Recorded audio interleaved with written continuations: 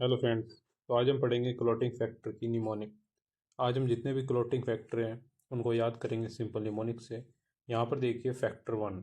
जो factor one होता है वो होता है अपने पास फिब्रिनोजन।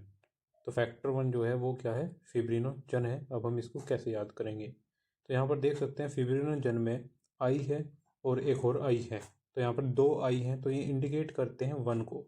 ये हमें बताएगा कि जो फिब्रिनोजन है वो फैक्टर वन से बिलोंग करता है। तो आपको इसको ऐसे याद रखना है। अब हम देखते हैं फैक्टर टू। फैक्टर टू हमें कैसे पता चलेगा, तो ये होता है, इसमें होता है प्रोथ्रोम्बिन। फैक्टर टू में होता है प्रोथ्रोम्बिन। अब हम इसको कैसे याद करेंगे, यहाँ पर देखिए प्रोथ्रोम्बिन में THO इसमें खुद लिखा हुआ है टू। तो ये हमें बताएगा कि जो प्रोथ्रोम्बिन है वो बिलोंग करता है फैक्टर टू से। अब हम देखेंगे यहाँ पर फैक्टर थ्री। तो फैक्टर थ्री को हम कैसे याद करते हैं, ये है हमारे पास टिश्यू थ्रोम्बोप्लास्टिन। तो यहाँ पर क्या है, यहाँ पर है टिश्यू। टिश्यू से हम लिख सकते हैं तीसरा। टिश्यू से क्या हो जाएगा, तीसरा। तीसरा मतलब कि थ्री, जो कि हमें बताता है कि टिश्यू थ्रोम्बोप्लास्टिन बिलोंग करता है फैक्टर थ्री से। अब हम देखते हैं यहाँ पर फैक्टर फोर। फैक्टर फोर में क्या क्लोटिंग फैक्टर होगा, ये है हमारे पास कैल्शियम आयन। तो यहाँ पर देखिए, यहाँ पर जो फोर है, फोर को हम क्या बोलते हैं, हिंदी में बोलते हैं चार। और कैल्शियम में भी सी आ रहा है, तो इसको भी क्या बोलते हैं, चार। चार मतलब कि फोर। तो ये आपको बताएगा कि कैल्शियम में जो सी है वो चार है, और चार फैक्टर फोर में आता है। अब हम देखेंगे फैक्टर फाइव। तो फैक्टर फाइव होता है अपने पास लेबाइल फैक्टर। अब हम इसको कैसे याद करेंगे, तो यहाँ पर देखिए फाइव से हो जाएगा फाइन।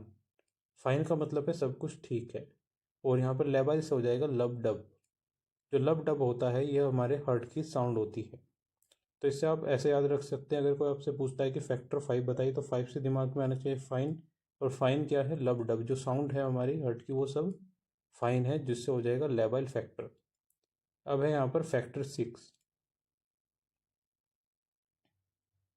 फैक्टर सिक्स का कोई भी क्लोटिंग फैक्टर नहीं होता, तो इसको हम यहाँ पर नहीं लिखते हैं। अब आता है हमारे पास फैक्टर सेवन। फैक्टर सेवन में क्या होता है, स्टेबल फैक्टर होता है इसका क्लोटिंग फैक्टर। इसको कैसे याद करेंगे, सेवन को हम बोलते हैं सात, हिंदी में बोलते हैं इसको सात। तो जब हम एक टीम होती है, तो टीम में सब साथ होते हैं, तो सारी चीज़ें जो होती हैं वे स्टेबल होती हैं। अगर टीम है तो सब कुछ स्टेबल है, सारी चीज़ें जो होंगी वो एक स्टेबल वे में काम करेगी। लेकिन अगर टीम में से एक भी बंदा सही से काम नहीं करता, तो जो चीज़ें हैं वे बिगड़ जाती हैं और स्टेबल नहीं रहता कुछ भी। तो अगर आपसे कोई पूछता है कि फैक्टर सेवन का क्या होगा, तो सेवन से तुरंत दिमाग में आना चाहिए सात। और सात में क्या होता है, स्टेबल थिंग्स होती हैं, जिससे हो जाएगा स्टेबल। अब हम देखते हैं यहाँ पर फैक्टर एट। फैक्टर एट को हम कैसे याद करेंगे, तो फैक्टर एट में जो क्लोटिंग फैक्टर होता है वो है एंटी हीमोफिलिक फैक्टर। इसको याद करने के लिए एक सिंपल सी इमेज में आपको दिखाऊंगा, इससे आपको याद हो जाएगा। इस इमेज में आपको दिख रहा होगा कि यहाँ पर एक एट है, एट शेप की एक आंटी है, ठीक है। तो यहाँ पर जो आंटी है उससे हो जाएगा एंटी हीमोफिलिक फैक्टर। और जो एट शेप है ये इंडिकेट करता है कि जो एंटी हीमोफिलिक फैक्टर है वो बिलोंग करता है फैक्टर एट से। तो आपको क्या करना है, आपको बस इस इमेज को याद रखना है। अब हम देखते हैं यहाँ पर नेक्स्ट, जो कि है फैक्टर नाइन। तो फैक्टर नाइन क्या होता है, फैक्टर नाइन में हमारे पास आता है क्रिसमस फैक्टर। ये सभी को पता है कि जो फैक्टर नाइन है वो क्रिसमस फैक्टर होता है, तो इसको याद करने के लिए कोई निमोनिक नहीं है। लेकिन इसका दूसरा जो नाम होता है, अगर हम नाइन को थोड़ा सा मोड़ दे तो ये पी बन जाता है। तो पी से हो जाएगा plasma thromboplastin component.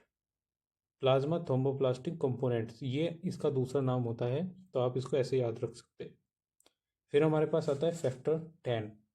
Factor ten में क्या होता है, इसको याद करने के लिए इसमें होता है अपने पास स्टोर्ड पावर फैक्टर।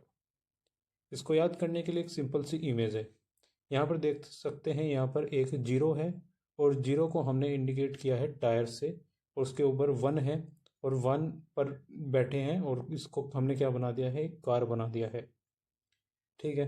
तो यहाँ पर जो एक कार है जो क्या कर रही है, स्टार्ट होती है, स्टार्ट से होता है स्टॉर्ट, और पावर स्टार्ट होती है, और यहाँ पर जो कार है वो कैसे स्टार्ट हो रही है, वो पावर स्टार्ट हो रही है। तो आपको इस इमेज को याद रखना है। अगर आपसे कोई पूछता है कि फैक्टर 10 बताइए, तो इस इमेज में से आप निकाल सकते हैं। जो 0 है वो इंडिकेट करती है टायर्स को, और जो 1 है वो सीट को इंडिकेट करता है, और जो 10 है वो एक पूरी कार को इंडिकेट करती है, और जो कार है वो चलती है हमारी पावर स्टार्ट से। अब हम पढ़ेंगे यहाँ पर फैक्टर 11। फैक्टर 11 को सिंपल निमोनिक से याद करेंगे, तो इसका जो क्लोटिंग फैक्टर होता है वो होता है प्लाज्मा थ्रोम्बोप्लास्टिन एंटीसीडेंट। इसको याद करने की एक सिंपल सी ट्रिक होगी। यहाँ पर देखिए, इसको हम शॉर्ट में लिखे तो हो जाएगा PTA, मतलब कि पता। यहाँ पर एक चोर है जो चोरी करके जा रहा है। ये कहावत तो आपने सुनी होगी कि 9 2 11 होना, 9 2 11, 9 + 2 11 होना, मतलब कि भाग जाना। तो जो चोर है वो क्या हो गया, चोरी करके भाग गया है। इस कहानी को याद रखिए। तो अगर हम पूछते हैं कि चोर कहाँ गया, तो हम जवाब देते हैं कि पता नहीं। तो अब हम इसको कैसे याद करेंगे। तो आपसे कोई पूछता है फैक्टर 11 का बताइए, तो फैक्टर 11 से तुरंत आपके दिमाग में आना चाहिए 9 2 11 होना, मतलब कि कौन भाग गया, चोर, और हमें क्या नहीं, पता नहीं। तो पता से हो जाएगा प्लाज्मा थ्रोम्बोप्लास्टिक एंटीसीडेंट। अब हम देखते हैं फैक्टर 12। फैक्टर 12 में क्या होता है, यहाँ पर हैगमैन फैक्टर होता है, जो कि इसका क्लोटिंग फैक्टर है। इसको हम कैसे याद करेंगे, तो इसकी जो सिंपल सी निमोनिक है वो है यहाँ पर, जो 12 है उसे हम हिंदी में बोलते हैं 12। 12 बोलते हैं हिंदी में। तो यहाँ पर क्या हो जाएगा, अगर हम 12 को लिख दे बार बार, तो यहाँ पर देखिए, यहाँ पर दो बंदे हैं जो क्या कर रहे हैं, हग कर रहे हैं, बार बार क्या कर रहे हैं, हग कर रहे हैं। तो यहाँ पर बार बार से हो जाएगा 12, और हग से हो जाएगा यहाँ पर हैगमैन। आपसे कोई पूछता है कि फैक्टर 12 का बताइए, तो 12 से तुरंत आपके दिमाग में आएगा बार बार क्या कर रहे हैं, हग कर रहे हैं, जिससे आएगा हैगमैन फैक्टर। अब हम देखते हैं फैक्टर 13। तो फैक्टर 13 का क्लोटिंग फैक्टर क्या होता है, इसका होता है फिब्रिन स्टेबलाइजिंग फैक्टर। इसको कैसे याद करेंगे, तो इसको याद करने की सिंपल सी ट्रिक है। यहाँ पर देखिए, एक चश्मा है।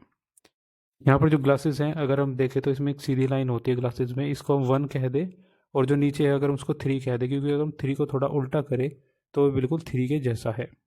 तो चश्मा लगाने के बाद हर कोई कैसा दिखता है, फैबुलस लुक देता है। तो चश्मे से यहाँ पर हो जाएगा 13, मतलब कि फैबुलस लुक, जिससे आप फैबुलस से हो जाएगा फिब्रिन स्टेबलाइजिंग फैक्टर।